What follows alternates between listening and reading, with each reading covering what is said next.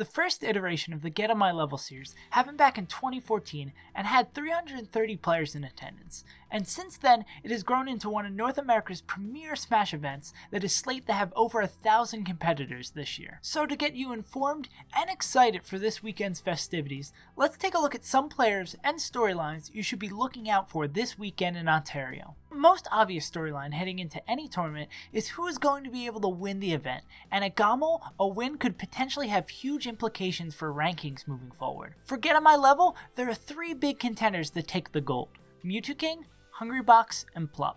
Mewtwo is coming off an amazing victory at Summit, where he beat Zane, Wizrobe, Leffen, and Armada on his way to first place. Here at GOML, he's looking to prove all the people wrong who said he got a lucky bracket, and prove that his Summit victory was just not a one-time thing. His first projected top 24 match against Wizrobe should go in his favor, as he's won 4 of their last 5 meetings, including his Game 5 set win at Summit.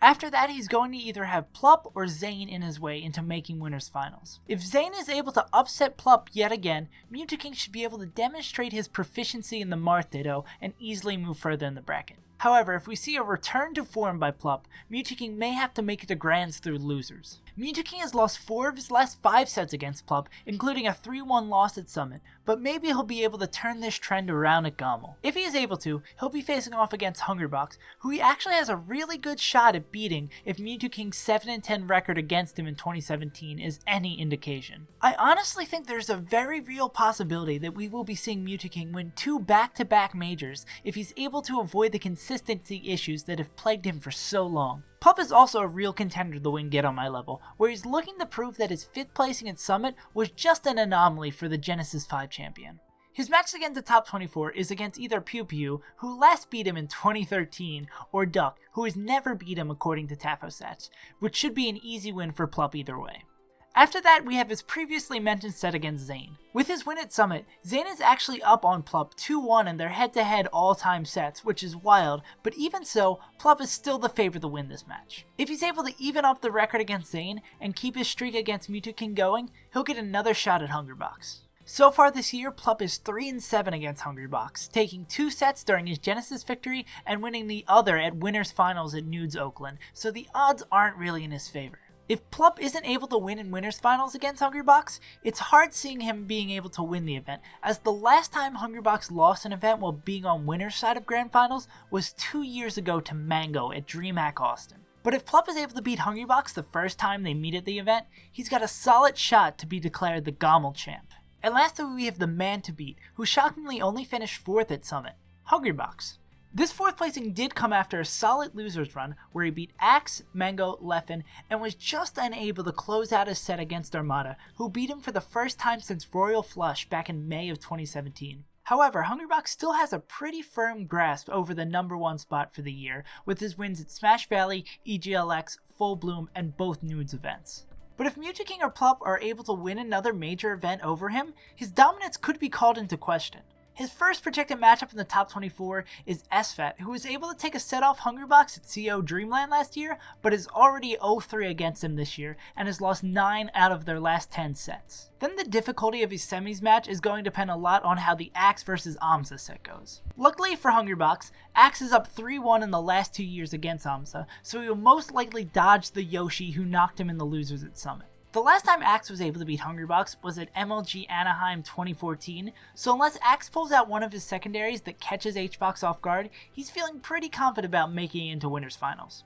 And we've already talked about the 2 players he's most likely to meet there, so we'll have to wait and see if Hungrybox can keep the gap between him and the rest of the field as big as it is now. Another group of players that you should be keeping your eyes on are the 5 Summit vote-ins that are going to be attending GOML: Hugs, Amsa, Westballs, Ginger, and Zane. We'll start with Zane first because he's easily the most talked about Summit invite because he shattered the record for highest placing invite by finishing 3rd at Summit 6. He kept his momentum going at last weekend's Pound Underground, where he finished 1st while only dropping 2 games over the course of the entire event. Zane's path for proving himself the 3rd weekend in a row starts with Europe's Amsa, who he hasn't had the pleasure of playing yet in bracket. After he's got Lucky, who he split sets with so far this year, but he won their last meeting at Smash Valley, so with the Summit power-up, I'd pick Zane as the favorite in this matchup as well. The true test then begins, as here is where he'll meet up with Plup. We've already talked about what the bracket looks like if he wins, but but if he loses, he's projected to have Crush, Wizzy, then Amsa to make it to Mewtwokin. The first concerning one of those three is Wizzrobe, who has taken the Game 5 twice this year, but hasn't been able to close out a set against. Also, Amsa has been historically fantastic against Marthwall in the US, so that'll be an even harder mountain to climb if he's able to beat Wizzrobe. So with all that in mind, it'll be interesting to see what MDVA's hero is able to do at GOML. Amsa was the other big performer at Summit, with his win over Hungrybox being one of the event's biggest upsets. His Summit power-up is more of a continuation of the solid year he's had so far that he's looking to continue. We've talked about how his winner's quarters match against Axe is going to be a challenge, but he actually may not make it there if Swedish Delight is playing up to snuff. According to Tafostats, Swedish and Amsa are currently even in their lifetime head-to-head, with Swedish winning set 1 back in 2014 when Amsa was ranked 22nd and Swedish was ranked 56, and Amsa winning set 2 in a Game 5 set at EGLX a couple months ago. Amsa is for sure still the favorite at GOML, but I expect these two are going to put on a great show. Beyond that, if Amsa loses to Axe as expected, he'll have another Summit rematch with Hugs waiting for him, which he won 3-1 last time they met. And if he's able to make it that far, his run will most likely end there against SFAT, who's cracked the code against Yoshi, winning their last 3 matches. Nonetheless, Amsa's Yoshi is so enjoyable to watch, so be on the lookout for him no matter how far he makes it at the event. Westballs has quite a Fox-heavy bracket with KJH, Lucky, and SFAT on his projected way through losers, so it would be interesting to see if his play will be tight enough to withstand the Fox gauntlet. The other Summit Falco has a much less doable bracket ahead of him after a projected loss to Lucky, who 3-0'd him at Smash Valley. Ginger's got Mehi, European Amsa, and Shroomed, one of which will almost certainly end his tournament run. And lastly we have Hugs, who went winless at Summit, but almost surely got a lot of good practice in. Having Wizzrobe in his path means he's destined to drop into losers, so we'll have to see if he'll have another close win against Lod like he did at Holiday Bash, sweep Duck in the Ditto like he did at Genesis, and pull out a win against Amsa like he did a while ago at Puyo Pound. And before we end off this video, there are 3 more players that don't really fit into any group, but I'm personally excited to see how they perform at GOML. The first of these players is Kirby Kaze, who hasn't been to a major event since Canada Cup, which was back in October of 2017. So mostly for KK, I'm interested to see if he's able to come back from this and put on as strong of a run as he did at last year's GOML, where after being beaten by a bait in pools, he ran through losers beating Mafia, Crush, Hugs, and Shroomed, and then losing to SFAT, taking 5th place. And interestingly enough, his first projected road bump is Crush, who he took out on his run last year, but who has significantly leveled up since that Game 5 set. If he wins that, he'll have yet another GOML rematch against SFAT. It's honestly pretty hard to predict how either of these sets, or the ones that follow it, will turn out, because we don't know how strongly Kirby Kaze will return, but keep an eye out for him defending his home turf. Second up, we have a player who's also been inactive, but not nearly as much as Kirby Kaze, Shroomed. The only major events he's been to are Genesis 5, where he lost to La Luna and Cyrox, Full Bloom, where he lost to Leffen and SFAT, and Nudes Oakland, where he's knocked out by Mike Hayes and Westballs. Across these events, he hasn't taken too many notable wins,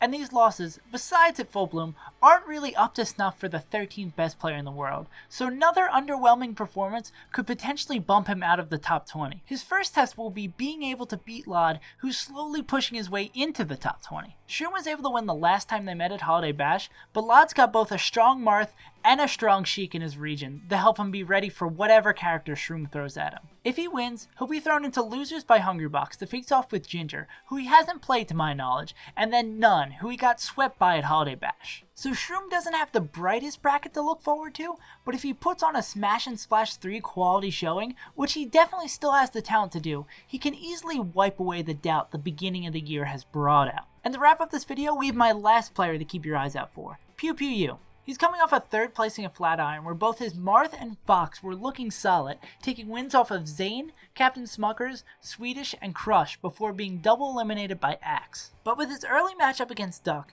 who he's 0-4 against in the last 3 years, it looks like he's going to have to take some more big names in Losers bracket. First up, he's got Kage, who he actually hasn't played since the Big House 3, but it shouldn't be too much of an issue for PPU. Then he's projected to face None, who he beat at their last meeting in Shine 2017, but this is a match that could easily go either way. And again, his match after that against Shroom is another hard one to call because of the uncertainty surrounding his return, but when they last met at Holiday Bash, which was a great event for PPU, Dewan took away the victory. So despite the fact that PPU doesn't have the best bracket for him to make another deep run, Don't be surprised if he's able to pull off a few upsets on loser's side. And yeah, that's about it for this video. And instead of doing like a generic outro that I usually do, I just wanted to give a shout out to some of the fans I see a lot of times in the comments or over on Twitter. I just wanted to tell you guys how much I appreciate you being there. And even if you don't agree with my opinions, you're adding to the discussion and you're being respectful of everything going on. And it's just something that I appreciate so much, and I can't really express it, so I'm using this shout out to just give you a quick little shout out. And if I don't name you in particularly, it's no malice against you. I appreciate all of you guys in the comments, but I just picked some of the names just scrolling through the comments and my Twitter mentions that like stuck to me that I see a lot of the time. Beyond Fables, James Robertson, Epically Tossed, Joey Danowitz, and Apple Josh. You guys in particular, I really appreciate you guys so much. There's not really much more I can say beyond that, but just know there's a genuine appreciation there, and I really think you guys are great. And also on top of that, the Melee Stats team, all you guys, the ones who are on the podcast, I don't want to start naming people in particular because I feel like everyone I don't mention, I'll feel bad for. But those guys have been like a family to me in the Melee community. That's not me being like overly cheesy. That's like, they've been there for me. They've helped me with my videos. They've supported me. They've tried to make me a better video content creator, and if I'm pushing a little bit farther, a better person. Maybe we meme a little bit and they made me a worse person because we meme on Melee players. But I just wanted to thank all you guys and just tell you how much I appreciate you. I just felt that it was a good time to do that, and I haven't like I'm bad at expressing how great I think you guys all are just for watching my videos and all that. It's awesome to have this around. It's awesome that I have this opportunity to share all this stuff with you. But hopefully, you guys don't rag me for being so genuine and sincere in the end of this video, even though I bet it'll be like exactly 10:01 in the minutes. It'll be like, oh, he just blathered on to get the extra ads. No, I didn't, but now me saying that might push me over that. I don't know. Sorry, being a little bit rambly. I'm excited for GOML this weekend. There should be a link down in the description to check out exactly when it's going on and where it'll be streaming. And that's about it for this video. I've been SaveAsUntitled, and I will see you guys next time, and also in Twitch chat watching GOML.